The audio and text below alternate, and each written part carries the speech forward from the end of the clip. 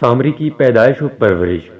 شاہی نجومی کی پیشگوئی نے تخت شاہی پر براجمان فرعون کے بدبخت چہرے کو مزید بھیانک کر دیا تھا۔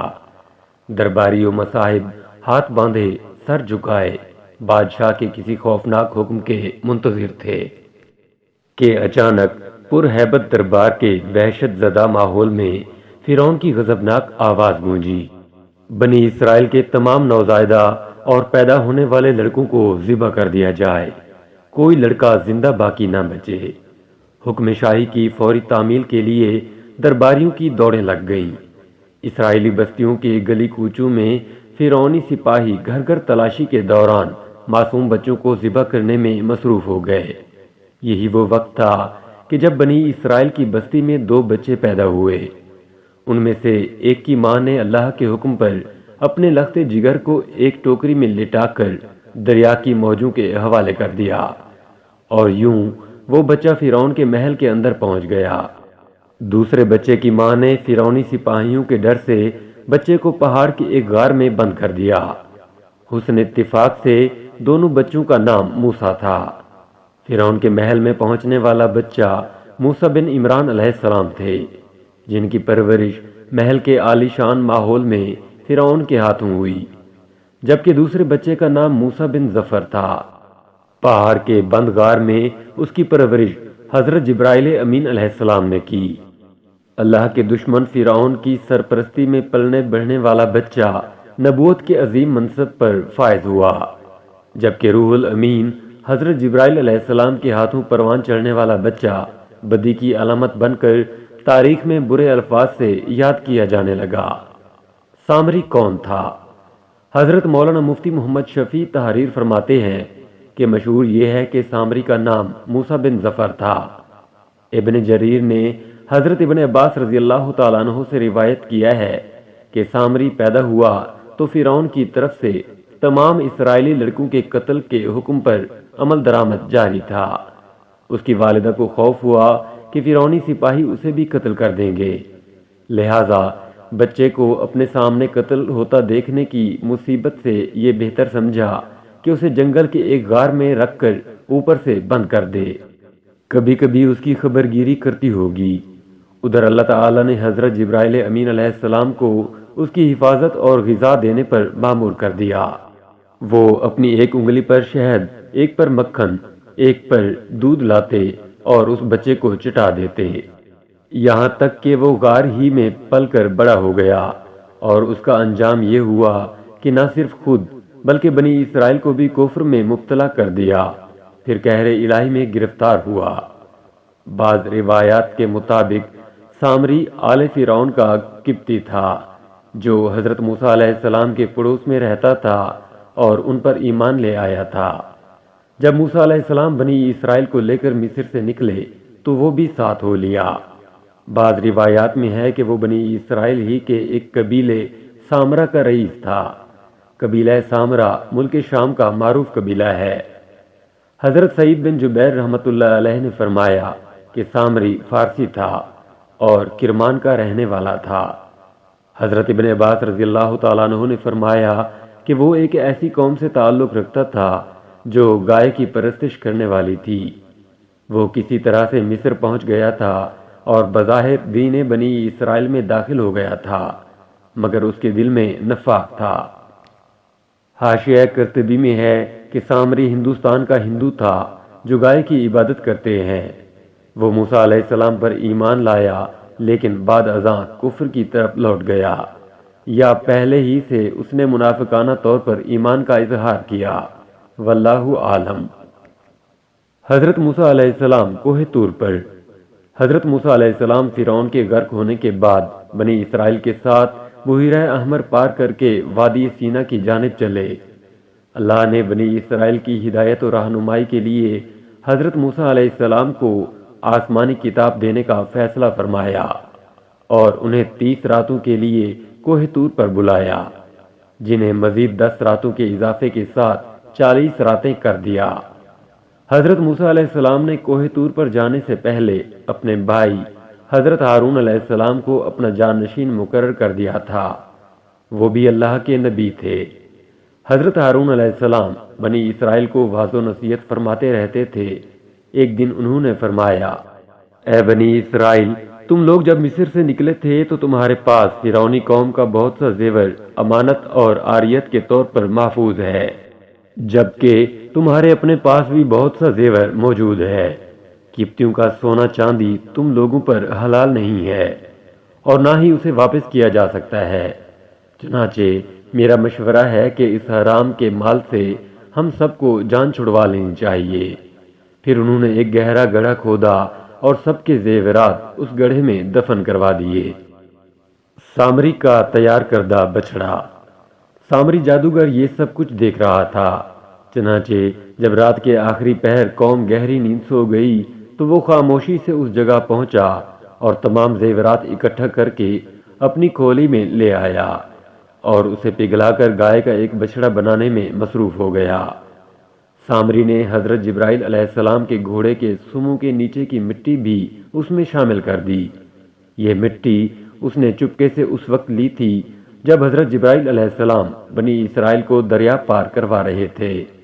بچڑا جب تیار ہو گیا تو اس کی خاصیت یہ تھی کہ جب اس میں ہوا داخل ہوتی تو یہ بیل کی آواز نکالتا۔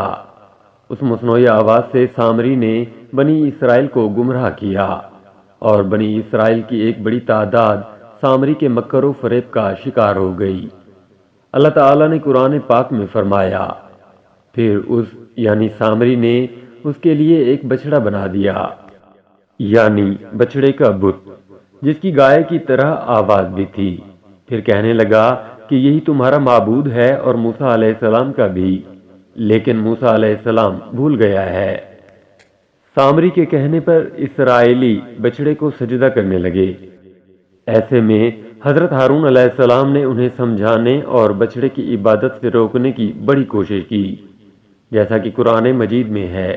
ترجمہ: اے میری قوم کے لوگو، اس بچڑے سے تو صرف تمہاری آزمائش کی گئی ہے، تمہارا حقیقی پروردگار تو اللہ تعالیٰ ہی ہے، پس تم سب میری تابعداری کرو اور میری بات مانتے چلے جاؤ۔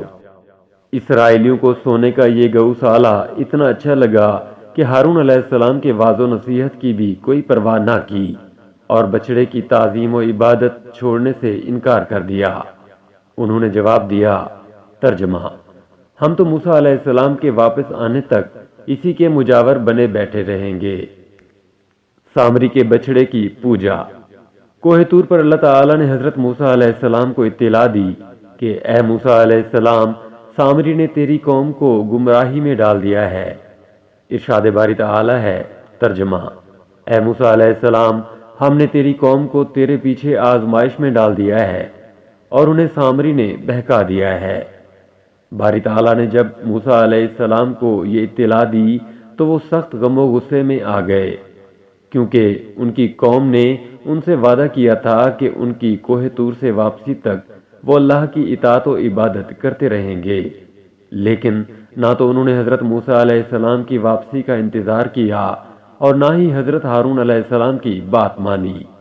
اس کے برعکس وہ سامری جادوگر کی ہدایت پر بچڑے کی پوجا کرتے رہے، یہاں تک کہ اللہ تبارک و تعالی نے حضرت موسیٰ علیہ السلام کو ان کی قوم کی بدعہدی اور گوسالہ پرستی سے آگاہ فرمایا۔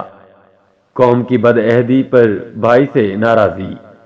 حضرت موسیٰ علیہ السلام جب توریت کی تختیاں لے کر کوہ طور سے واپس ہوئے تو دیکھا کہ قوم سامری کے بچڑے کی پرستش میں مصروف ہے۔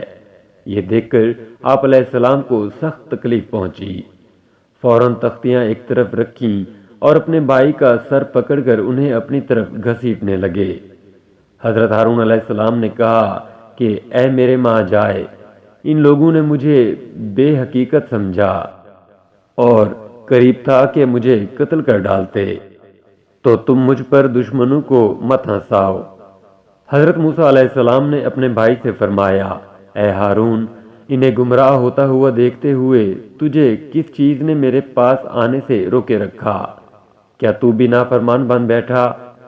اس وقت حضرت موسیٰ علیہ السلام نے نہایت غصے کی حالت میں اپنے بھائی کی داڑھی اور سر پکڑ کر جھنجھوڑا اور پوچھا، جس پر حضرت ہارون علیہ السلام نے انہیں اتنا سخت رویہ اپنانے سے روکا۔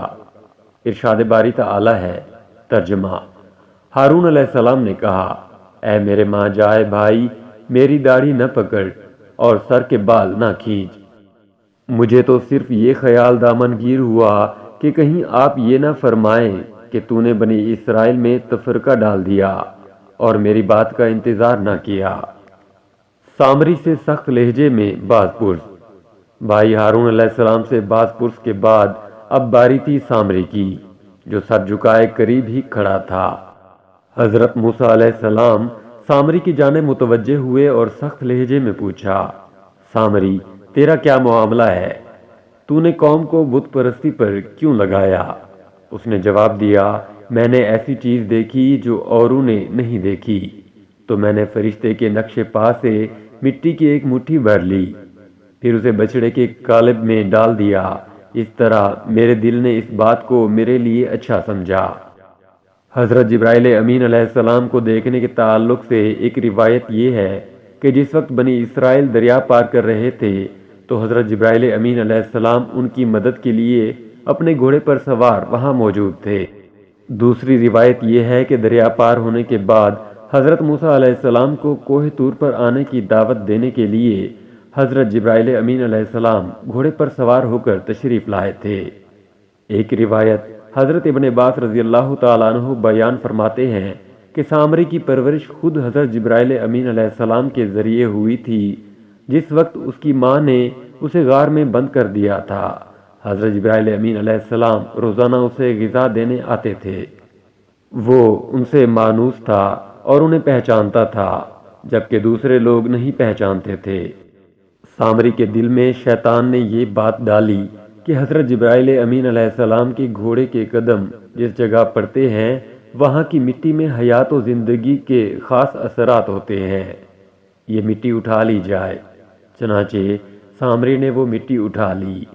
یہاں اس بات کا بھی تذکرہ ملتا ہے کہ سامری نے حضرت ہارون علیہ السلام سے بھی دعا کروائی تھی کہ میں اپنے ہاتھ میں جو کچھ ہے وہ اس میں ڈالتا ہوں، شرط یہ ہے کہ آپ یہ دعا کر دیں کہ جو میں چاہتا ہوں وہ ہو جائے۔